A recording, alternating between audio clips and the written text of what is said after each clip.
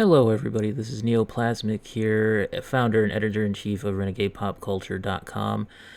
Just wanted to let you all know that this is actually the lost episode of the Streaming Wars. We failed to upload it because of technical issues a month ago or so.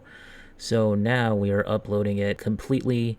There were some issues with echo on the microphones, but we have done our best to clean that up. And so, this is the episode as is, and we hope you enjoy it. And just so you know, all of the music that we have is licensed from epidemicsound.com, so check them out whenever you want music for your podcast or for any project that you're working on. Alright guys, enjoy the show. Thanks.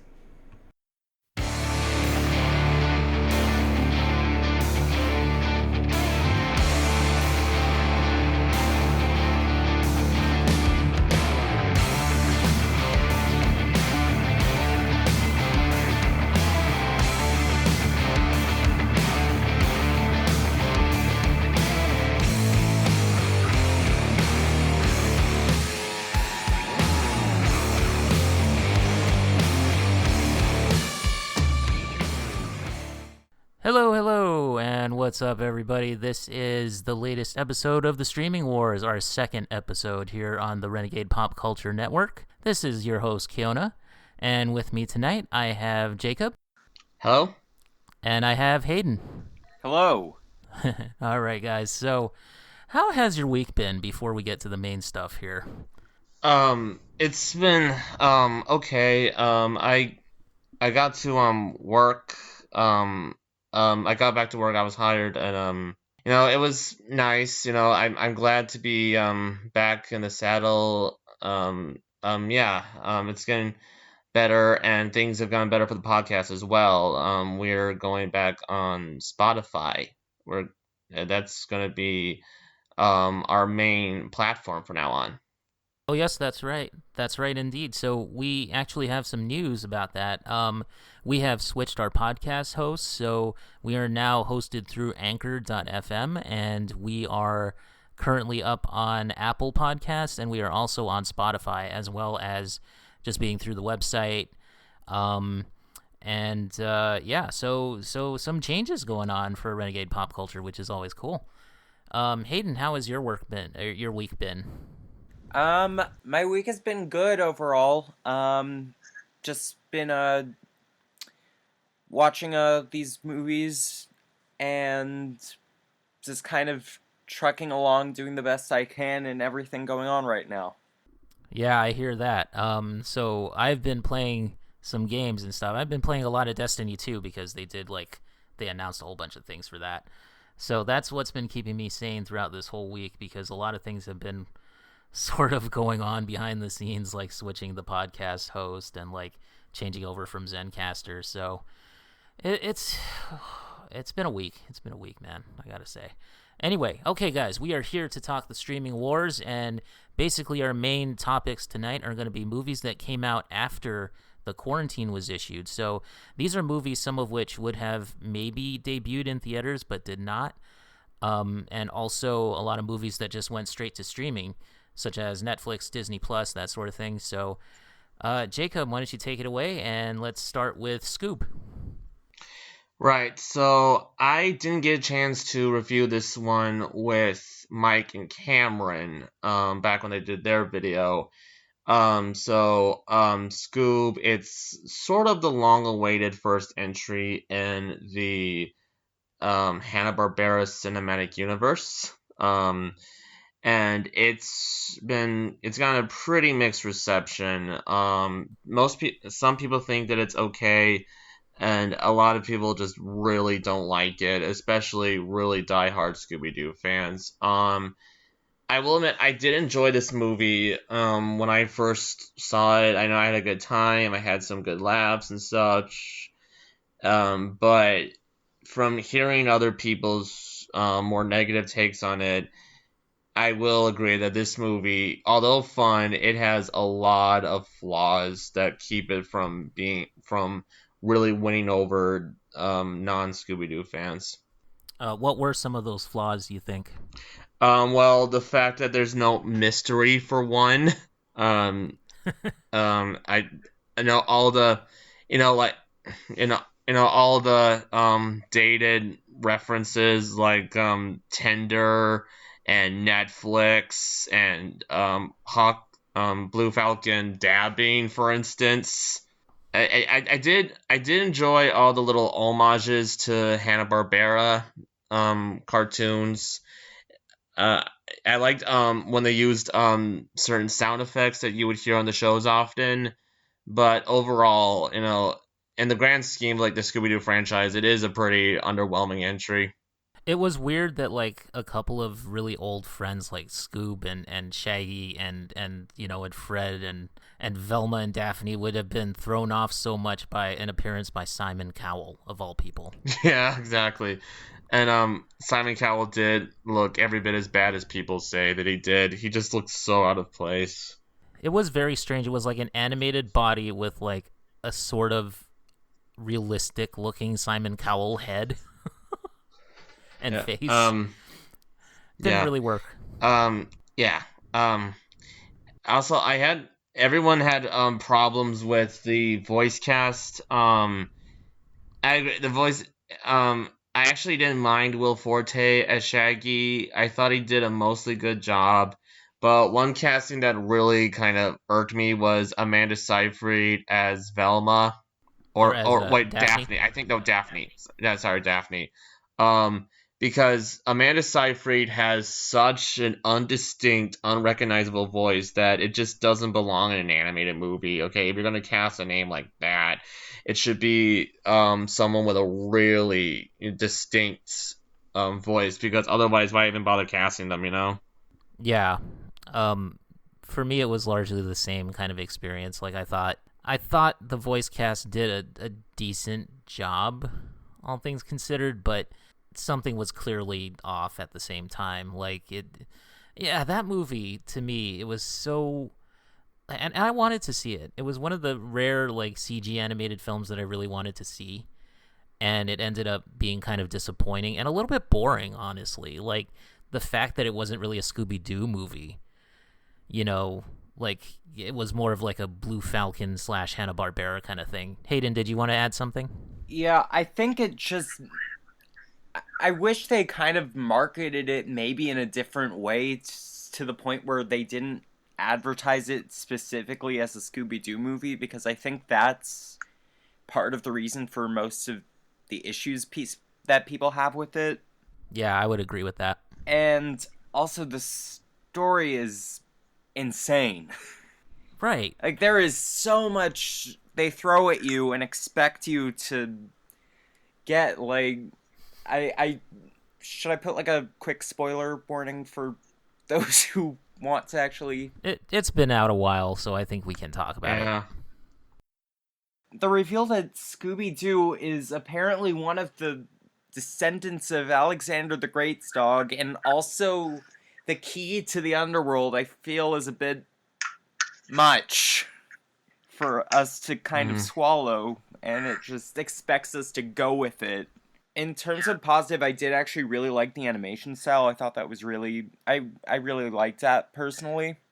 And I thought the first few minutes with Shaggy and Scooby meeting were actually really cute and well done, and then that's just over, and then they move on to the actual movie that is very underwhelming compared to what they promised in the beginning. Yeah, I agree with you. I think the beginning part was probably the sweetest and cutest moments in the film.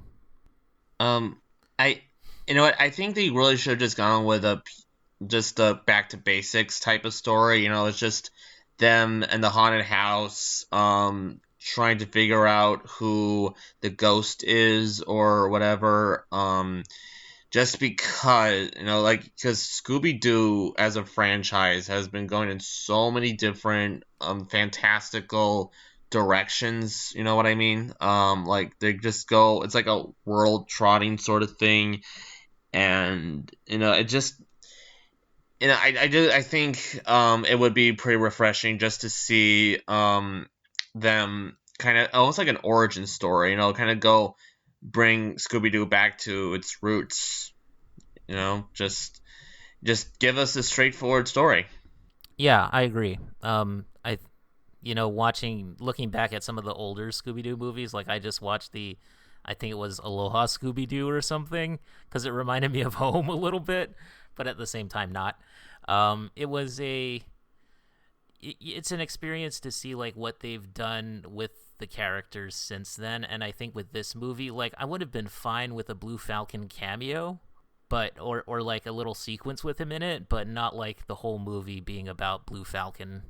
If I can make a comparison, sure. So there was a similar attempt at the cinematic universe, the Dark Universe. Yes. That came out a couple years ago. And the first one in that was The Mummy. The problem with that movie is that they started their cinematic universe right away with their Iron Man 2, just jumping right into the universe part and not letting it build naturally. This falls into that trap. I remember Universal was so confident Dark Universe that they gave it its own version of the Universal logo. Remember? Do you guys remember that? They were so sure that this would be a hit, and now they're just doing standalone movies. They just started with The Invisible Woman, and Ryan Gosling is going to do a standalone Wolfman movie. Yeah. I think for that it works to do the standalone films, like just give us a sense of the characters, instead of just throwing us in. It didn't feel right with The Mummy. No, it did not. Well, okay, do we have anything else to add about Scoob, or should we move on to the next one? I really don't have anything else to say about it. Yeah, let's just move on. Okay. So, okay, Jacob, you are the list master, so what do you got? Okay, so our next movie we're going to talk about is Capone. Ah. Have you that's seen my Capone reaction as well? Hayden? I didn't get a chance to watch it. I just don't know if I can give myself the strength right now. Okay. Well, as the title indicates, it is a biopic on the infamous crime lord Al Capone, and it more specifically chronicles the final year of his life when he is under house arrest in his Florida mansion. And there's this big plot about him having this sack of money buried somewhere that was buried during his career as an alcohol dealer, basically, and about, I think, some other people are trying to get it. Like, I think maybe it's been a while since I've seen this. I think the government's involved, for instance. The biggest you guys have heard Tom Hardy's voice for Capone, right? Yes. Yeah. Okay, so, and you already know how batshit crazy it is. Yes.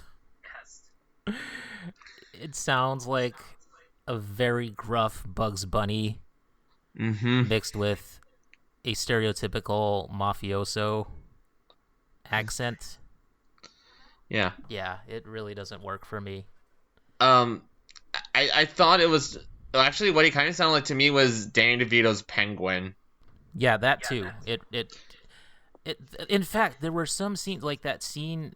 Okay, I don't want to get into spoilers, but there's a specific scene where he kind of walks around and waddles around, and it's almost like he is the Penguin.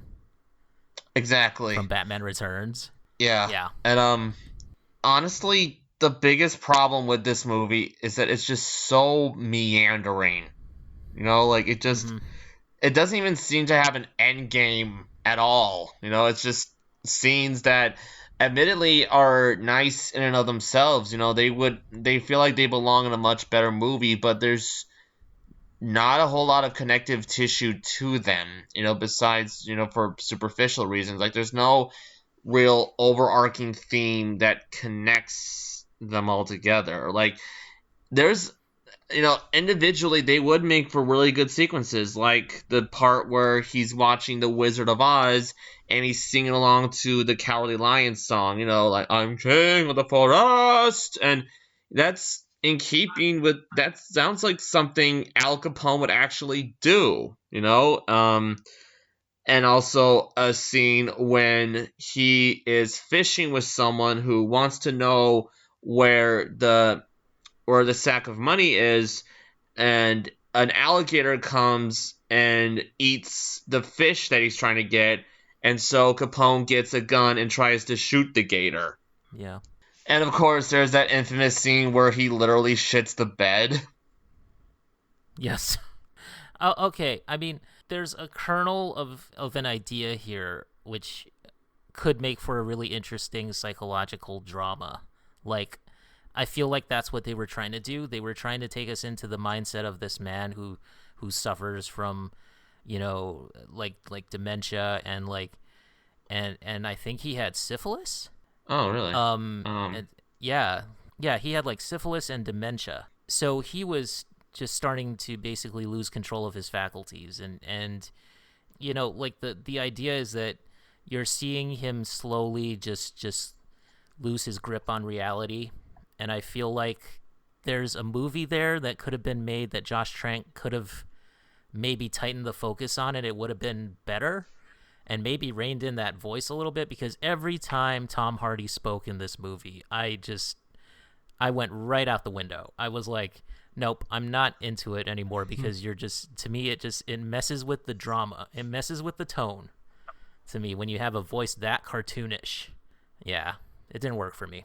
Yeah, Josh Trank, he was not only the director, but he was also the editor for this movie, which I'm sure he really relished in, because he was infamously locked out of the editing room when making Fan Four Stick with 20th Century Fox.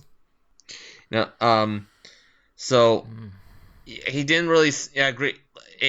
There was even this one sequence when he's imagining himself at the party with Louis Armstrong, and there's just something like there's a flashback of him, I think, killing a person over. It's been a while since I've watched this movie, but you know what I'm talking about, right? Yeah, I remember the scene. And there's some business going on about his son, his estranged son, basically. Yeah. And and that thing that just went on forever. It did. It felt like it was trying really hard to be like The Shining, that scene. Did you? Yeah, I got that. I felt like it was maybe a little pretentious, just a little.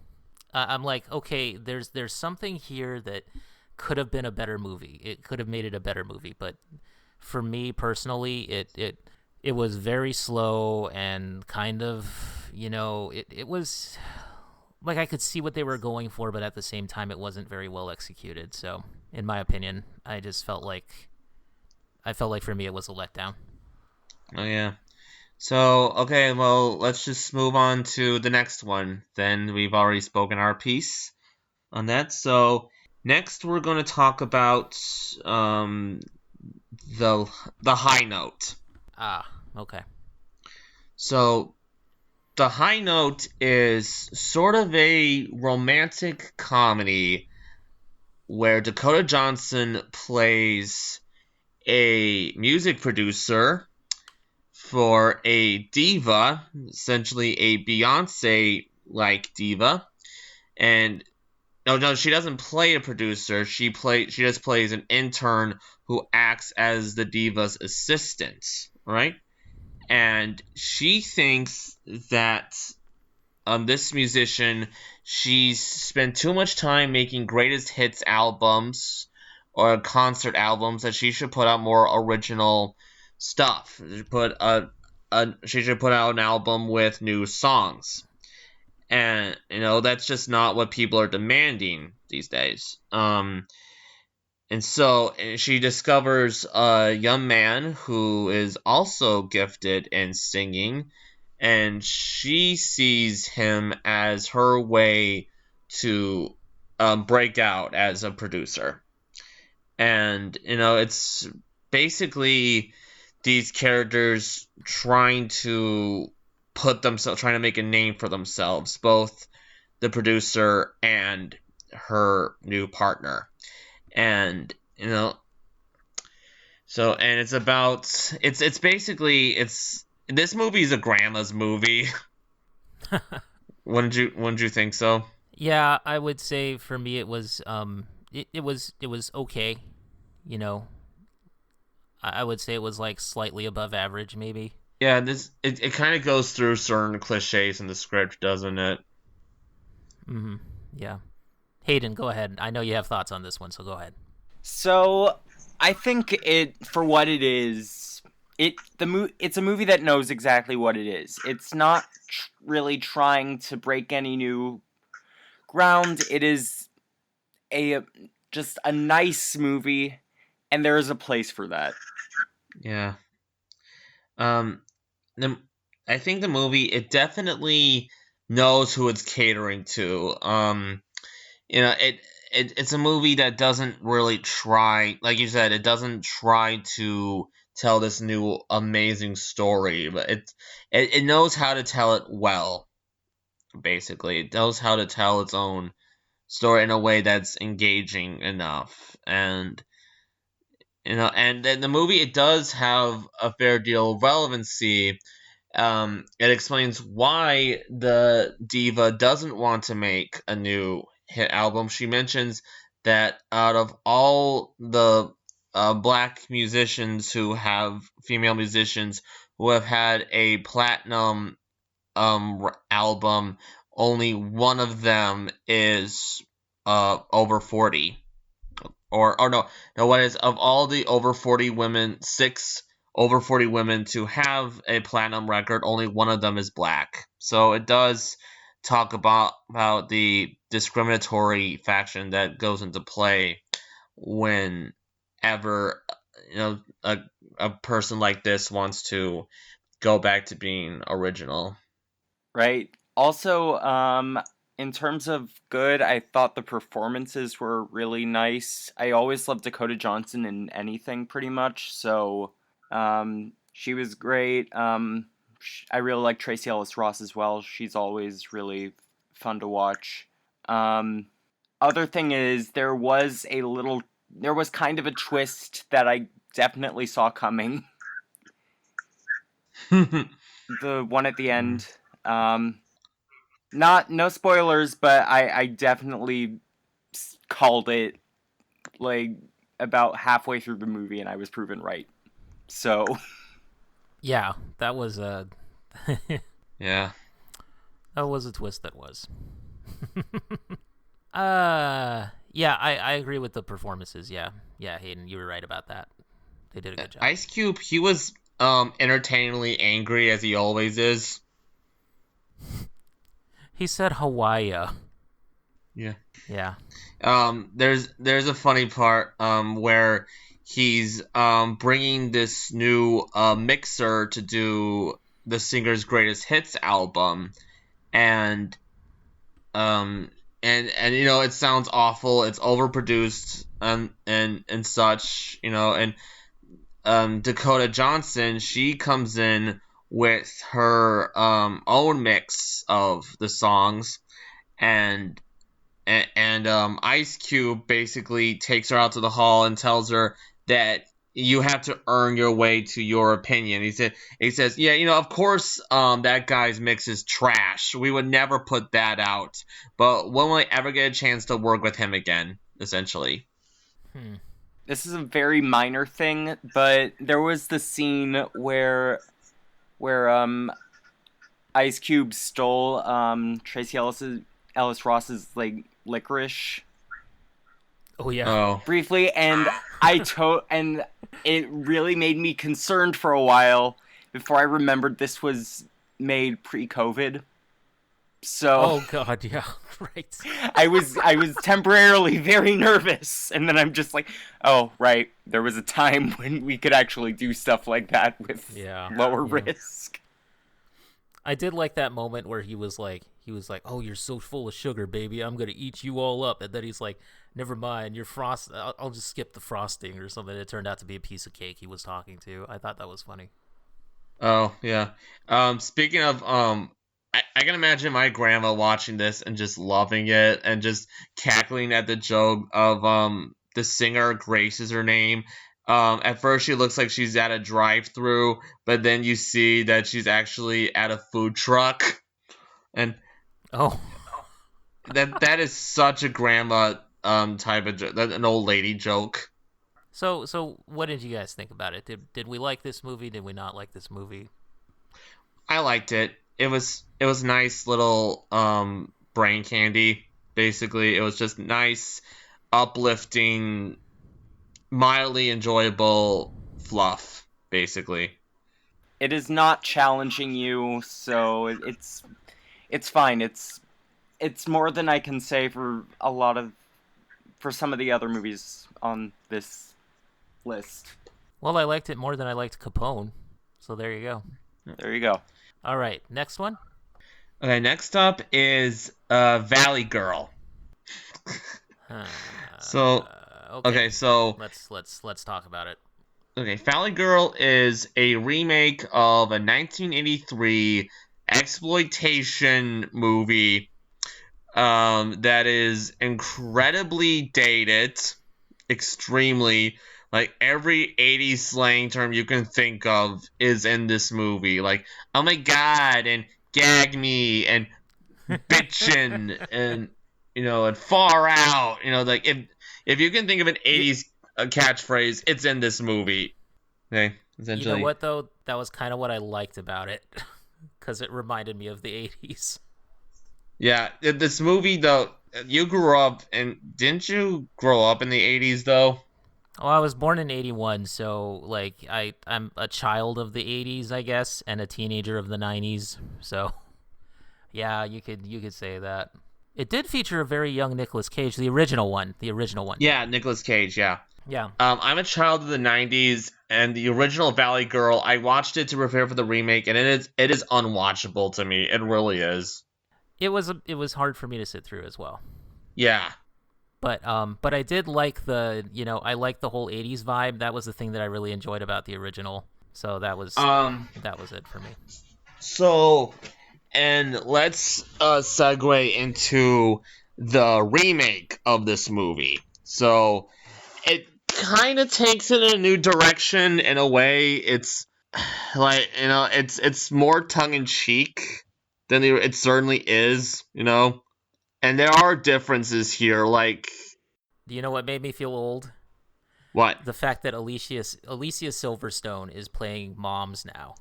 Mhm. Like that made me feel old. I'm Yeah. just like, wow, man. Um. But yeah, okay. So yeah, the whole thing of them making it a musical, that was an interesting choice. Like it fits. It kind of fits for a movie called Valley Girl, I feel. Yeah. And it kind of helps in a way that every song you can imagine being a movie that takes place in the 80s and wants to remind you of the 80s is in here. Like, girls just want to have fun and under pressure and safety dance and kids in America. We got the beat. Yeah, we got the I just beat. want to say that when they broke out into Depeche Mode's "Just Can't Get Enough," I kind of squeed because Depeche Mode is my favorite There you band. go. I was very happy with that. So, yeah, very, very.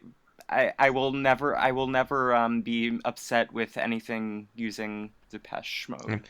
First of all, before we come to our final thoughts, we should bring up the fact that the reason why this movie was actually set to be released in the summer of 2018, and the reason why it was delayed to the summer of 2020 is because the movie has a certain YouTube individual who made a complete ass of himself when he visited the Japanese suicide forest and taped himself ogling at a corpse, basically. He's, in case you guys forgot his name, he was Logan Paul. And Hayden, do you want to tell the audience about your interaction with Logan Paul? Okay, so a few months ago, I went to go see Sonic the Hedgehog, and as soon as I walked out, Logan Paul is right there entering the movie theater, and I just glared at him for like a solid 10 seconds, and he saw me. We made brief eye contact. He saw me just angrily glaring at him. It took everything in me to not throw the soda that I had at him. That took so much effort. I would have loved that. I'm very proud of my self-control there. Yeah. Very, very proud of myself. Yeah, Logan. And I also had to make sure it wasn't his brother because I can't tell them apart. Logan Paul, he plays the bully, the jock whom the girl, I forgot her name, is being kind of pressured to go to prom with. And the first thing we see Logan Paul's character do is propose to her to prom by taking her to the boys' locker room, and he has his teammates moon her with the letter spelling out prom ? On their butt cheeks, and tell me that is not a thing the real Logan Paul would do. Yeah. I'm glad this movie made it very easy for me to hate Logan Paul. What exactly do you guys like or dislike about this movie? What do we like about it? Or dislike? I think Jessica Rothy as Julie was really good. I'm guessing that's how you pronounce her name. I'm sorry It's if I don't. Roth. Roth. Thank you. Okay, Jessica Roth. But yeah, she's very good. I liked her in Happy Death Day. I love her in everything. Yeah. So I don't know if either of you have seen Happy Death Day, but she's really good in that great too. in that. She's very effortlessly charming in everything that she does. Yeah. And I always and every movie should have more of her. She's great. I love her. Yeah, she's really good. Yeah, like you said, having Logan Paul be in this movie, but he's like he's very punchable and very hateable, I think is a good thing, because you're supposed to really root for the other guy anyway. And I think the punk rock guy was pretty cool. Like, he and Julie definitely, their characters definitely were better together than her and Logan Paul. I think it's a movie for me that got better as it went on, because at first I was like on the verge of just hating it. Yeah, it's mid-level good, I would say. And also the DJ at the end during that, like, I guess the prom sequence, the DJ girl at the end is me. She is totally me. Making all those sarcastic comments. That's exactly who I would have been in that situation. At first, I thought this movie was really pointless, as people say remakes typically are, because I didn't really know if this was meant to be for the fans of the movie or those who don't like it. Because the movie is the original is already 80s cheese, and this movie isn't that much more of that. I actually think some fans may not like it because of its more tongue-in-cheek nature, but at the same time, you gotta love the fact that they really went the extra mile to make this feel like an 80s movie. Did you catch the cameo from one of the original film's actresses? I did not. Okay. She was in the dressing room, correct? That was a nice little nod to the original. I kind of wish we could have gotten Nicolas Cage. Me too. Yeah. That would have been in there though. He would have been too big though. I think he should have just joined in one of the songs. Girls just want to have fun. Oh man, dude, I could totally see that. Nicolas Cage, man, that would have been legendary. Honestly, I bet he would have been up for it too. Like, he's one of those guys. He'll do it. He'll do anything. Yeah. He will cry saying the words "boo hoo." Anybody who can do that is like, yeah, that's pretty legendary. All right, what you got up next? All right. So our next movie is going to be a recent one that came out today, actually. It's The King of Staten Island. Oh. Okay, I didn't Uh, see this one, so you guys take it away. so, The King of Staten Island is a comedy drama directed by Judd Apatow, who is best known for making raunchy comedies that have a real poignancy to them. Examples include The 40-Year-Old Virgin, Super Bad, and Knocked Up, and Trainwreck. And it's about this one is about a young man who lost his father, who was a firefighter, and it's essentially about him trying to find his place in Staten Island as a tattoo artist. And meanwhile, his mom is dating a new guy who's played by Bill Burr, and it's the main character. His name is Scott. He's trying to break the two up because he sees his mom as essentially replacing his dad. And there's a lot of, this is definitely, I think, the closest thing Judd Apatow has made to a drama, like a straightforward drama. And you know, I've only seen the 40-Year-Old Virgin prior to watching this one, so I'm gonna assume that this is that his other movies are more similar to the 40-Year-Old Virgin than this. Like, this is a straightforward drama. This is very similar, I think, to Trainwreck as well, because that's actually because Trainwreck is funny, but I do think that Trainwreck also will lean quite a bit into drama. Mm-hmm. Personally, if you've seen it. Yeah. So, is there anything you, Hayden, particularly liked about this because Keona didn't see it? Yeah, I thought it was a really good movie. Um, it was quite long, which is so in all, it is a Judd Apatow movie. It is a good movie that might be that might be a little long for some people, but I enjoyed it. I thought the performances were very nice. I liked the story. Thought it was very touching. Pete Davidson did a good job, and I thought the characters were quite likable overall. Yeah. And yeah, I enjoyed it. Like I said, there's a lot of poignancy in it. It's a very solid drama. Its comedy is more subtle than kind of you would expect from something, because like I know, like you said, that apparently Trainwreck has more drama to it, but I think most people think of Judd Apatow as just the sex comedy type of guy. But it was interesting how they were able to make Scott likable, despite the fact that he's kind of listless in a way. He is sort of dependent. Like, he has a very sardonic sense of humor, which is essentially his coping mechanism for dealing with the death of his father. And like and he also has ADD, another thing. So, and there's a lot of you feel a lot of And sympathy to Crohn's this disease, character. like Pete Davidson has. And I think that's actually pretty interesting how they use a lot of what happened in Pete Davidson's life, since he lost his father and has both Crohn's disease and mental illness, and they incorporated that into the movie. And I think there's something interesting about that. His real life father actually died in 9/11. Oh, I didn't know that. The backstory behind that.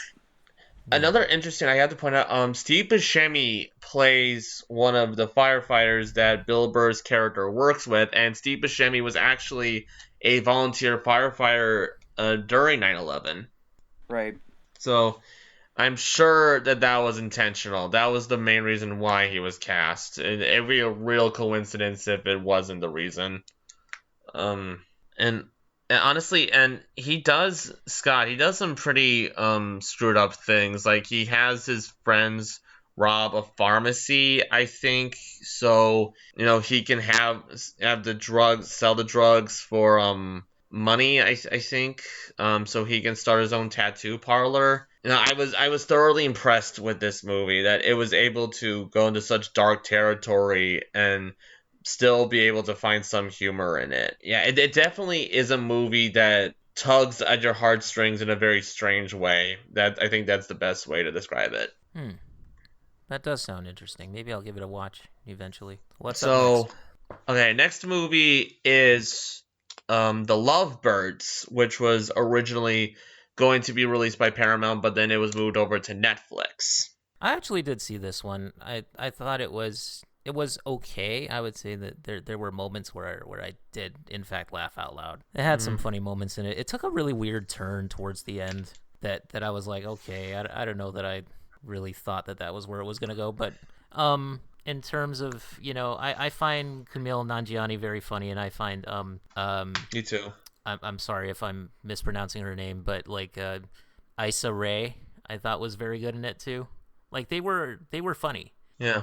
I always like watching them, so they're always really charming, and I thought they were a really cute couple, honestly. Yeah. They were. So I would say for me it was above average. I would say it was good.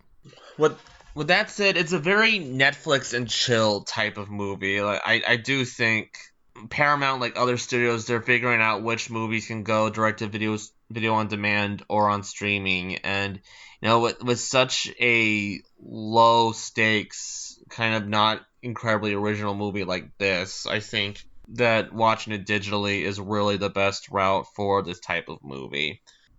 Yeah, I don't know if I would have paid money to see it in theaters. No, I wouldn't. That's another thing about when I do review these movies for video on demand or streaming. I'm able to watch movies I probably wouldn't pay to see, and I end up having a good time with it. It's like, oh, that was nice. That was a nice little time waster, but not many of these are changing. They're not like they're not gonna be like these new life affirming classics, but they get the job done in an hour and a half, and this movie is short. It is very short, and there are some laugh out loud moments, in particular one involving a weird sex cult, and it does. Yeah, you do feel for this couple, who just find themselves thrown into this weird situation. It's like right when they're deciding that they should break up. Yeah. And they realize they really depend on each other. Yeah, I like that bit in the beginning too, where you kind of see the disillusion of their relationship. That was interesting because like they frame it as like these two are meant to be together, and then everything happens. Everything happens. And I do mean everything. Would you rather have the frying pan or what's behind the barn door? Yeah, and there's that whole business of how the girlfriend really wants to join the Amazing Race. Hayden, do you have any final thoughts on this one? Not really. Just it's a fun, entertaining movie. It doesn't really need to be anything amazing, but I really enjoyed it for what it was. What's up next? Next up is The Vast of Night. Okay, I think I'm gonna have the dissenting opinion here, but go ahead. Probably. So The Vast of Night it had its premiere at Sundance, and it was released onto Amazon Prime, and it's a science fiction movie in the style of a Twilight Zone episode, in which a radio operator, a switchboard operator more accurately, and a radio DJ, they're two teenage kids in the 50s, and they're very enamored with technology, both current from their standpoint, and future technology, and they hear a noise during one of the guys' broadcast. It's a guy and a girl, and they're trying to investigate, trying to see what's going on. And that's about as safe as I can go without getting into spoilers. I just wanted to. It's a very unconventionally written movie. It has some really good cinematography, and it has really solid performances, really likable characters, and yeah, I was surprised by how good this was, and its director Andrew Patterson, who directed this under the pseudonym of James Montague. I think he has a bright future ahead of him. I'm interested to see what he comes up with next. Yeah, what I really liked was I something I noticed was how quickly it moved for me, because I was watching it, and then before I knew it we were like through most of it, and I was like, there's only like 20 minutes left of this, because I was just getting really invested in it. And what I like is how it does something different, that it kind of breaks some of the laws of film in a way. It does. And there are scenes that are just, there are several flashes of like dark that will just go on for like an extended period of time, that are, it's very off-putting in a way, and just it really puts you in the characters' mindsets of just listening to the audio.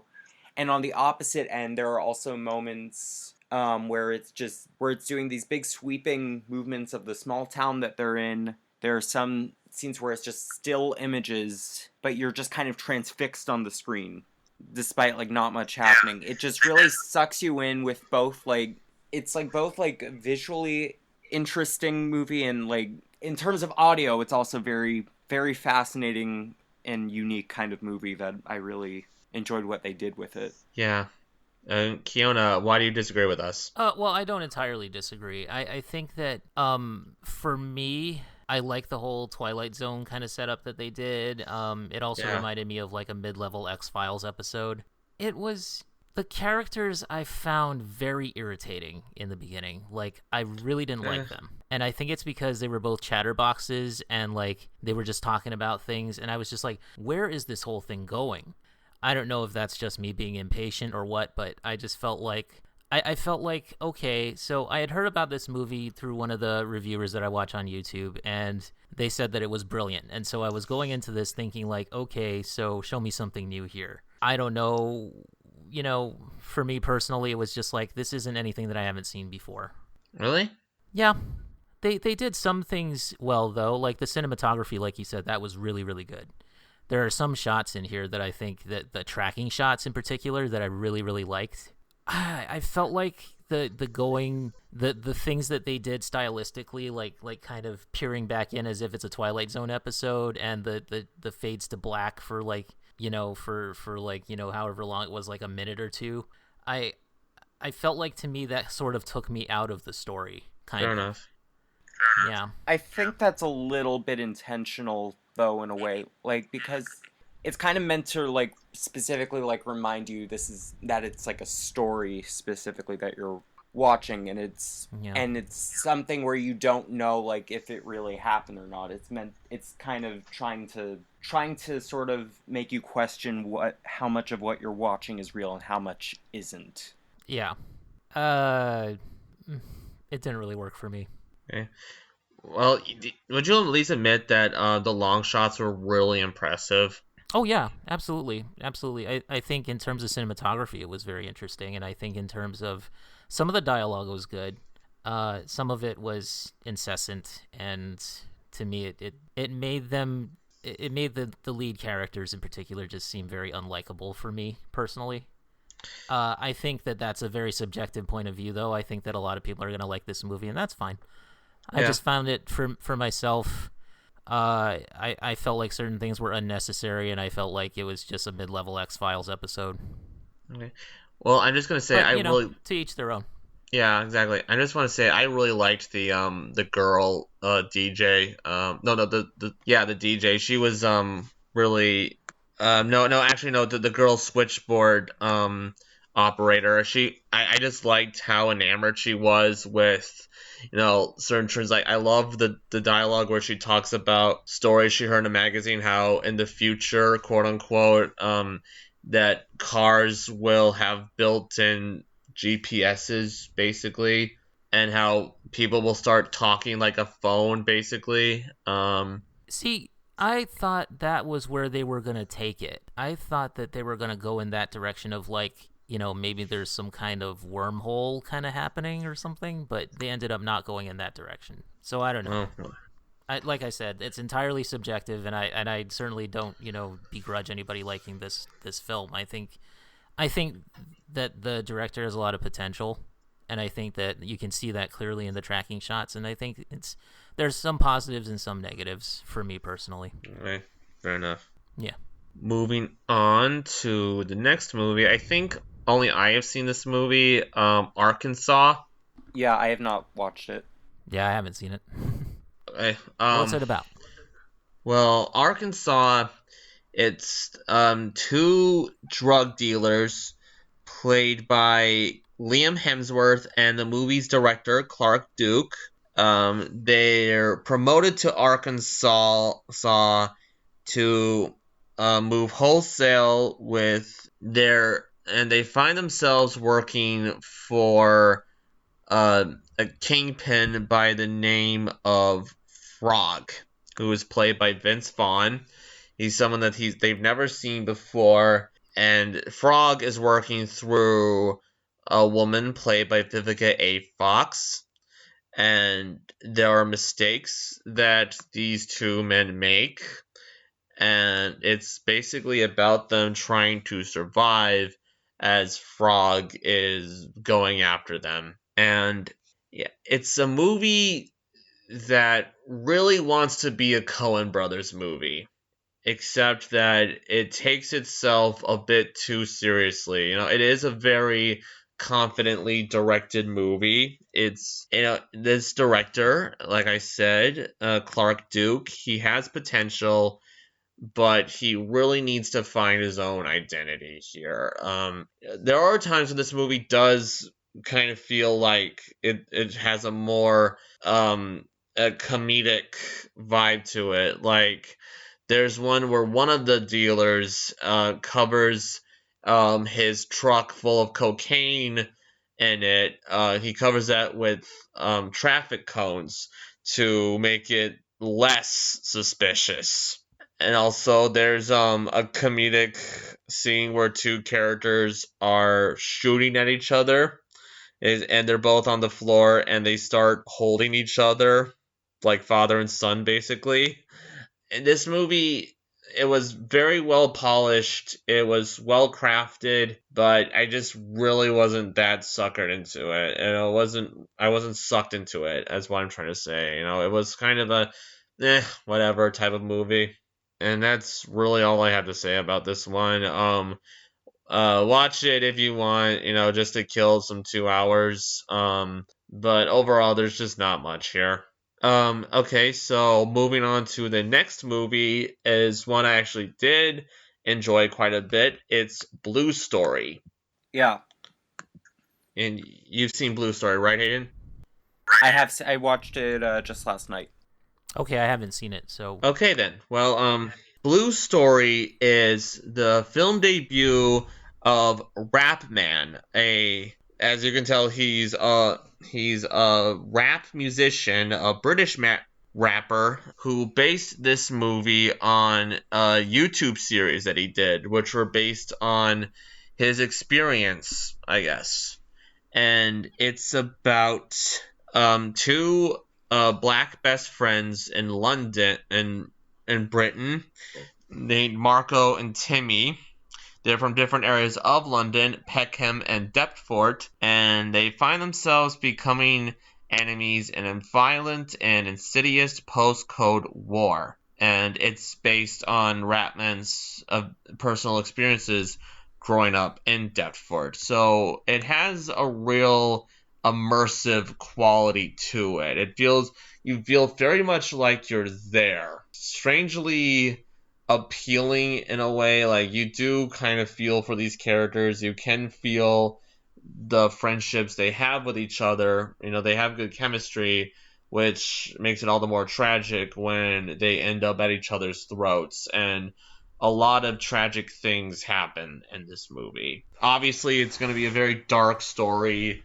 One thing that I should put out as a warning to non-British people who aren't really familiar with the vernacular and the dialect of the setting of this movie is it's a very specific type of dialect that these characters give, that they go by, and they're done in very, very thick accents. So it was quite a bit difficult for me to understand what they were saying. And that's just one. So it's a good thing that this is on video on demand, so that way you have closed captioning, so you can kind of understand what's going on. So I really enjoyed the movie. It was stylish enough to have its own identity, and it was very engaging. It was well worth my time, is what I'm trying to say. I really enjoyed it as well. I thought it was really powerful and very emotional. I really felt for all the characters and stuff I was watching. I actually tend to like watching movies with subtitles on a just personally because I think it helps me like get into the story a little bit more. It just helps me just to read out what they're saying in general. So I didn't have a problem understanding anything personally, but I really enjoyed it. The performances were really good, and I felt a lot of emotion for what the characters were going through. Yeah. I should also Another interesting aspect about this movie is whenever a big plot point happens, Rap Man, the director himself, starts rapping about what had just taken place. So he's basically a Greek chorus in that sort of way, and that he's trying to. It's basically making these events into a music video, which I thought was a really interesting touch. Yeah, it was really unique, and I kind of appreciated that. It made the story feel different. And something else I noticed about the story is, in a way, it's a little bit Shakespearean in how there's like a structure to it for one thing, and there are all these characters and their interpersonal relationships with each other, and with several events like that happening, and I felt it was really interesting in that way. Yeah, Keona, I trust that you've seen trailers for this or whatever. Does this sound enticing to you? It does now. Good, very good. Yeah. I will say that. Yeah, I think I'm gonna add that to my watch list now, because from what you guys said, it sounds like something that I would be interested in. It sounds like there's a creative streak to it that I wasn't expecting. So. Yeah, it definitely is. And it sounds like a very emotional, like a very dramatic film. So. It is very dramatic. So moving on, we are going to talk about a movie that premiered on Disney Plus yesterday called Artemis Fowl, which was a movie that was long delayed. It was supposed to be. I have a lot to say about this. Well, okay, just let me. I've only seen the beginning part. Okay, so first of all, let me just say I believe this movie was supposed to come out in November 2018 or somewhere late in that year, and it was delayed, and there were reshoots, which is always a good sign for a movie, especially one of this budget. It's directed by Kenneth Branagh, who's usually a very good director, mostly known for his Shakespearean works, but also known for directing Thor and the 2015 live-action remake of Cinderella. And this movie was dumped onto Disney Plus. Disney says that it's because they really believe in this movie, and that it's very entertaining, very enjoyable movie, but critics have said otherwise about it. It's getting panned like crazy, and if this movie was released in theaters, it would certainly have been a massive flop, in the same vein as A Wrinkle in Time and the BFG and John Carter and the Nutcracker in the Four Realms. Just in general, movies that Disney tries to do that are outside of their main brands, like the live action remakes and Star Wars and Marvel and Pixar and their animated movies. So yeah, this movie Disney clearly did not have any faith in whatsoever, and it's easy to see why. So I'll turn it over to you, Hayden. Okay, so I have read a good portion of the Artemis Fowl books that this is based on, and I just want to say this is literally nothing like the books at all, and I don't know what they were thinking when they made this, because they just took those books and just did away with everything that people liked about them in the first place. Yeah. So there's a lot of anger in there. The fans of the books are really unhappy with this movie, and I don't know why they would want to risk and like frustrating them and pissing them off. But that's the choice they made, so we're stuck with this thing. That we are. Honestly, this movie more than anything reminded me of those cheap Harry Potter knockoffs from 2007. Like The Seeker, The Dark is Rising, Aragon, The Golden Compass, and the Spiderwick Chronicles. You guys remember those movies? Yeah. Yeah, and this movie, yeah, it gave me the Last Airbender vibes. This movie really did.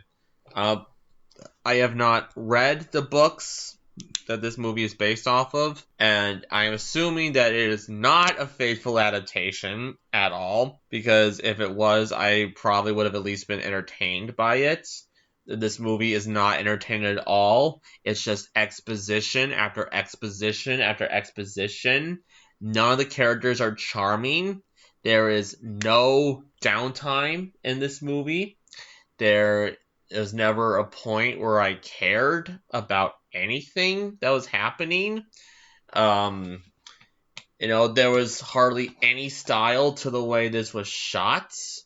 The acting is usually terrible, particularly from the kid actors. It includes horribly miscast actors, particular Josh Gad, and Josh Gad is a dwarf. I think the dwarf thief, who, when I hear him, all I hear is Olaf in serious need of a throat lozenge. And also Judi Dench as this weird old leprechaun lady who speaks in a really thick Irish accent.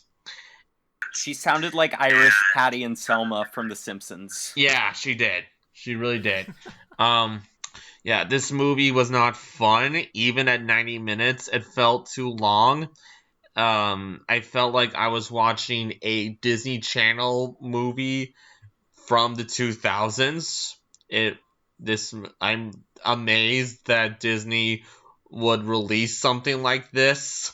Yeah, it's a really, really bad movie. Anything else you want to add, Hayden? Yeah, so the thing about the books, because they are very different, is the books, Artemis Fowl is an evil genius supervillain type. They did not do that in this movie. They did the exact opposite of that and made it into a generic Harry Potter knockoff, when that is not at all what the books are. The whole point of the books is that the protagonist is doing all these terrible things and is a really bad person. And the books took the audience seriously and believed they could understand that and believe that and know what they were reading. But the movie seems to think that the audience is stupid and doesn't let them do that. It just says that it just assumes that the audience won't be able to buy the protagonist being of this fantasy movie being an evil villain. And it just shows such a clear lack of respect for both the fans and the viewers of the fans of the series already and newcomers that will be turned off by it. It just shows such a lack of respect for everybody. And that sounds more creative. Yeah, the action in this movie was really weak.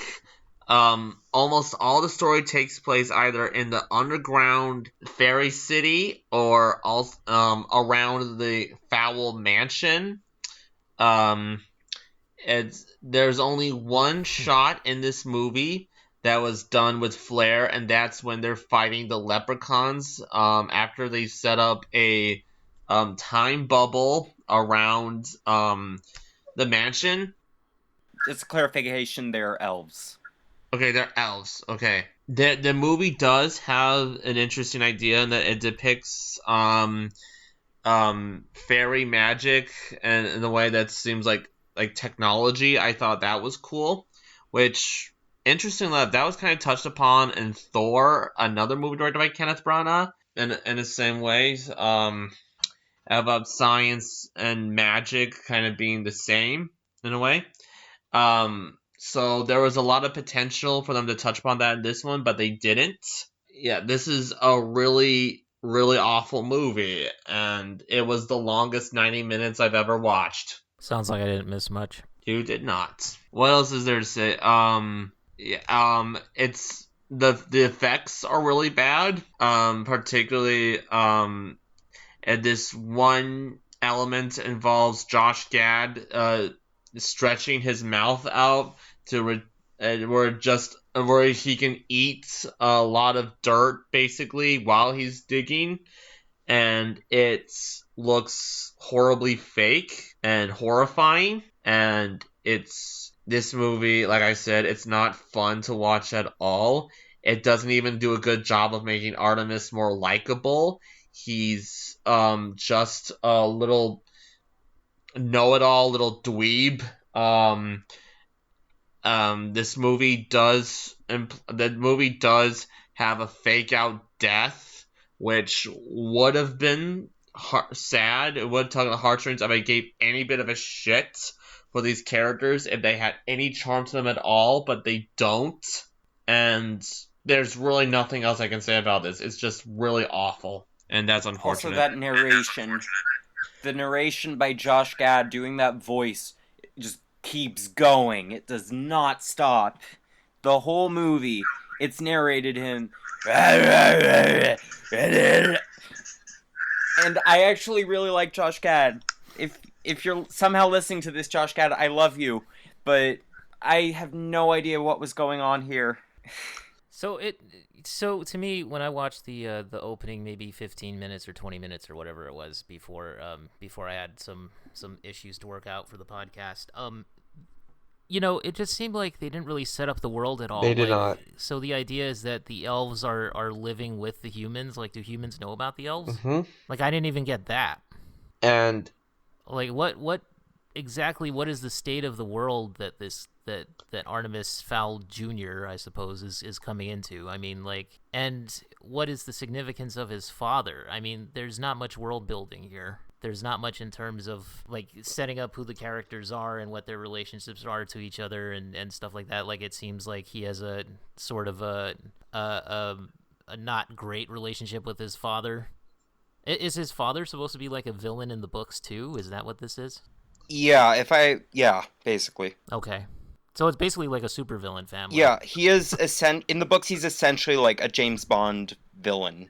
See, now that could have been a cool movie. Yeah, and they just don't do that. Nope. What's up with that? That's a wasted opportunity. Very. And yeah, this movie in the books he already knows everything about the world of the fairies. He knows everything. And he is ahead of basically like everybody in this universe so he knows everything. Okay. So he doesn't need help. He doesn't learn about it all of a sudden in the way that like he does that he learns about it in like Harry Potter. No, he just already knows about it in the world, and it just starts out with him being a jerk. The whole plot of the first book is him kidnapping the fairy, Holly, the elf, for ransom, and it's not even because like for any justified reason. He just does it because he's out of like pure jealousy and greed, and that's the whole plot of the first book, which they just kind of shove to the background in this and make kind of a subplot or something. I don't. Yeah, I should say, this movie, there's just exposition. They just assume that you care about this world, that it's interesting enough, and you're never allowed time to process what's just been said. You have no idea what the MacGuffin is even supposed to be until the midpoint of the movie. It's horribly structured. I don't know how much I can say that. Much more I need to say. So final thoughts, it really sucks, and just don't bother watching it. And so, Also, I just want to say that MacGuffin is not in the books at all. It is not. They just made it up for the movie. Oh wow. They just made it up. It has nothing to do with anything. So yeah.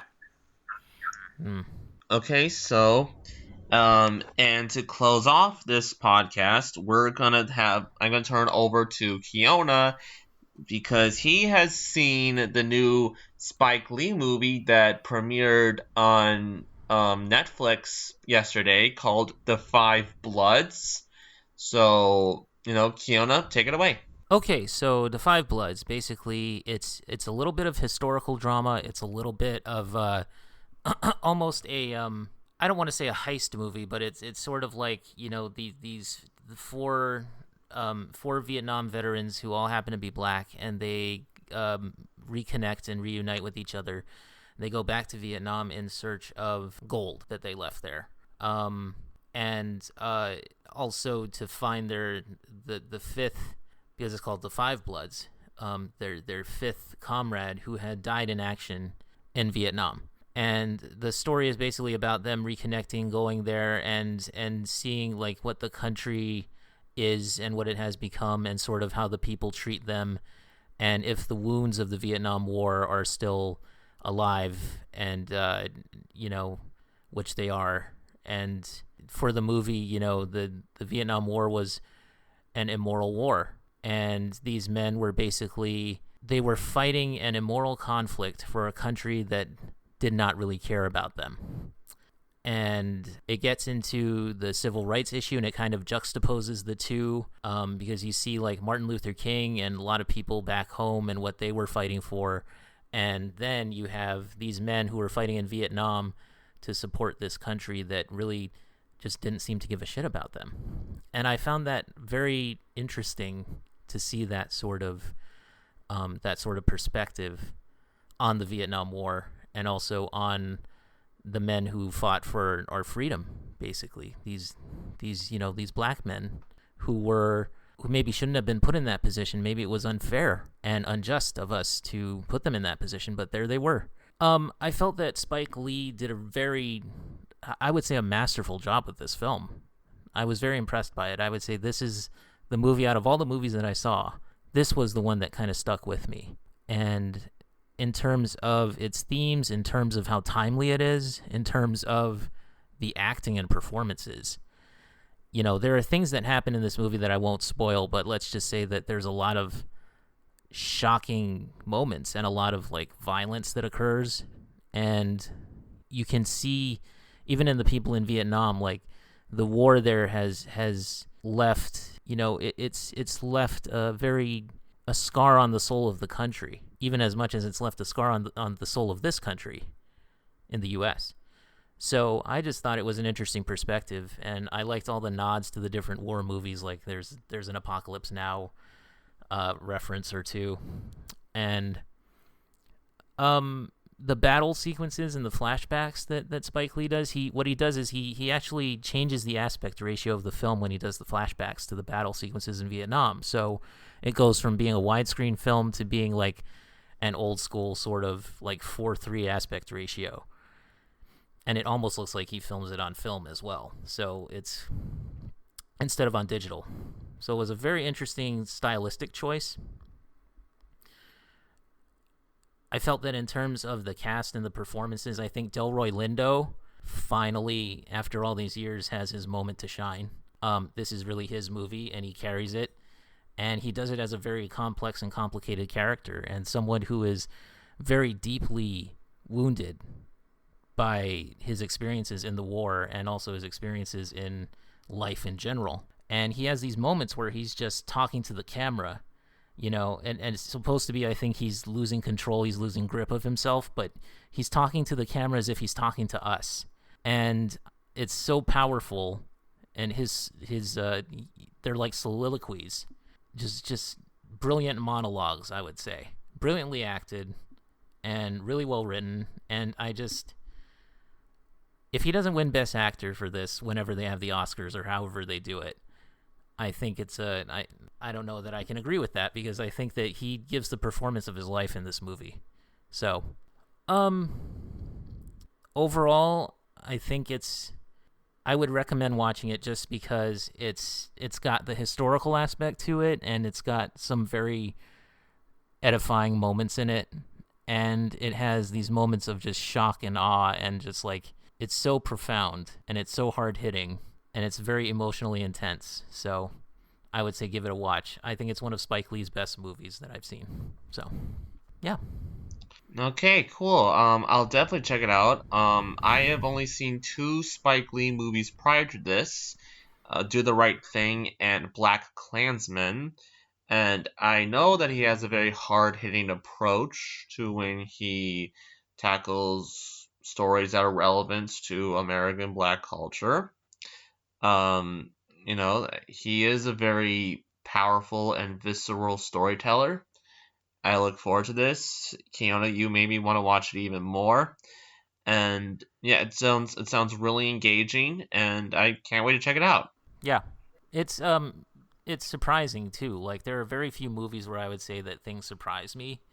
And in this case, there were moments in this film where I would just say I was surprised. So yeah, give it a shot when you guys have a chance. It's on Netflix, so you got a Netflix account, it's right there for you. And I would say that what interested me about these films that we were watching is that a lot of them have these certain stylistic choices that are maybe, like, I don't know if they're products of their time, but it seems like directors are trying out new things and trying to add a certain flair to their projects, which I like. Like, for instance, in terms of Spike Lee changing the aspect ratio for the flashbacks, and then in The Vast of Night you had those really cool, like, tracking shots. So it just seems like directors are kind of, trying new things here, trying to be more creative and aesthetically different from each other, which I like. Hayden, you got anything to add? I think that's I don't think so. I'm good. Okay, cool. So yeah, I'll gladly see it again. I'm glad. I'll gladly see it. I love how Netflix is allowing auteurs to make certain projects, like to be that may not be so successful at the box office when it was released by a major Hollywood studio. Um, yeah, I look forward to whatever Spike Lee produces next after I see this one, probably, and whatever Netflix allows directors to do. So yeah, I'll definitely give this one a shot. All right, so before we close this episode out, I just wanted to mention something, which is that, Hayden, this is like technically your first appearance on our podcast, but it's actually your second one. And the reason for that is because the last episode that we did actually had some technical issues that we're trying to iron out. So we're going to release that one. If we can fix it up, we'll release it as sort of our lost episode here in the Renegade Pop Culture Podcast. So I just want to say welcome to you, Hayden, officially, because this is your first appearance for a lot of the listeners. So, we're going to have you on more often, to be sure. Glad to be here. Awesome. All right. Did you guys have any final thoughts as to where the streaming wars are in their current state? Well, I do know that HBO Max didn't exactly go hit the ground running on this one because it wasn't available on either Amazon Fire Stick or Roku, and that's gonna take a big bite out of its success. Because that makes up 80 million people use either Roku or Amazon Fire Stick, and and so yeah, not seeing a whole lot of promising things from them so far outside of the original content, which I hear is pretty good. And it's announced that they have removed Gone with the Wind from their library because people have started to take issue of that movie's depiction of the Civil War and particularly Native American stereotypes around that time. But people have obviously complained about it, and I just want to remind them that HBO Max will have it on again, but this time with a discussion about the movie's place in history, its accuracy, whether it helped or hurt the African American community. So people just please settle down. Okay, this is not censorship or anything. It's Also, you can get the movie literally anywhere else. It is one of the most classic films of all time. You can get the DVD at anywhere. And you can buy it on all the digital marketplaces as well. This is not a big deal. Chill. Yeah.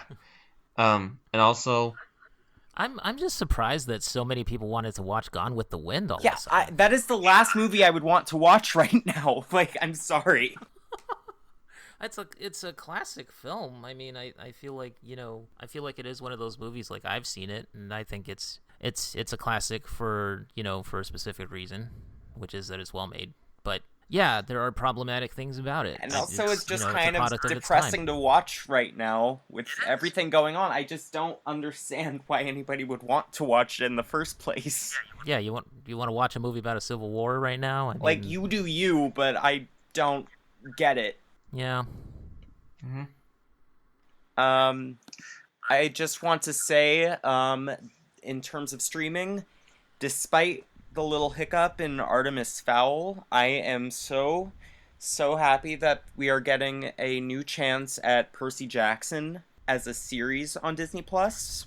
Oh, that's cool. I am so happy about that because that's another book series that got completely screwed over by the movie adaptations that do not exist anymore because they are just redoing it. So, yeah, that's my stance on it. Disney Plus right now wins just for the reason of we're getting a Percy Jackson adaptation that the author will actually be involved with this time.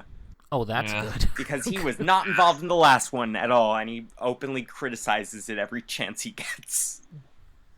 And also, in terms of news, NBC's Peacock is still around the corner, and it was announced recently that the new Tom Hanks World War II movie Greyhound will be showing on Apple TV+.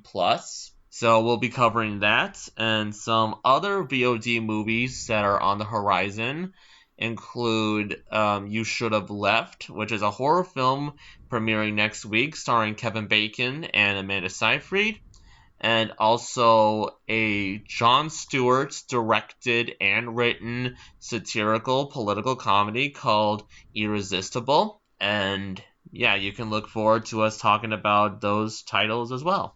And also, The Simpsons is in its original 4:3 aspect ratio now on Disney Plus.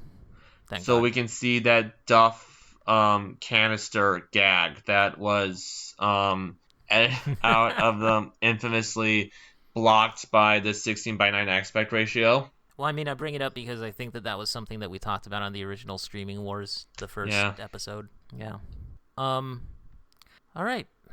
I believe that's it. So a lot of these movies that we talked about tonight can be found on Netflix. Vast of Night is on Amazon Prime. It's an Amazon Prime original. And some of them, like King of Staten Island and The High Note, are going for rental right now. They're about $20 a rental, I believe. So they're one of those video-on-demand exclusives at the moment. And that's about it, guys. So I want to thank you guys for hosting, and I want to thank everybody out there for listening. And as part of our being on Anchor.fm right now, we do have an option where if you so choose, if you enjoy the podcast and you enjoy our content on the website, you can actually support us now. You can give like a $1 a month, basically, to support us and help keep the lights on and help keep the podcast running. Right now, there are so many other causes, like Black Lives Matter and so many other causes that you can support. You can support your family.